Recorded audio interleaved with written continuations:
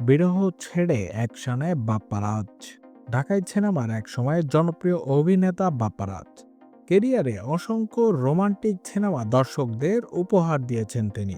তবে দর্শকদের কাছে অভিনেতা বাপ্পারাজ মানেই ব্যর্থ প্রেম বা ট্র্যাজেডির গল্প, অর্থাৎ ত্রিভুজ প্রেম বা স্যাক্রিফাইসের গল্প নির্ভর সিনেমাগুলোর কারণে আজও এই নায়ক বেশ জনপ্রিয়। প্রেমের সমাধি সিনেমায় বাপ্পারাজের সেই বিরহের সংলাপ ও দৃশ্য এখনও উপভোগ করে নেটিজেনরা। সম্প্রতি এই ছবির একটি সংলাপ চাচা হেনা কোথায় ব্যাপক ভাইরাল হয়েছে। সে থেকে এখন আবার আলোচনায় এ নায়ক। দীর্ঘদিন ধরে অভিনয়ের বাইরে ছিলেন বাপ্পারাজ। প্রস্তাব পেলেও মনের মতো চরিত্র না পাওয়ায় নাম লেখাননি কোনো সিনেমায়। তবে বাপ্পারাজ ভক্তদের জন্য এবার সুখবর। শোনা যাচ্ছে রক্ত ঋণ নামে একটি ওয়েব সিরিজে অভিনয় করছেন তিনি। এমন নতুন খবরাখবর সবার আগে পেতে আমাদের চ্যানেলটি সাবস্ক্রাইব করে আমাদের সাথে থাকুন।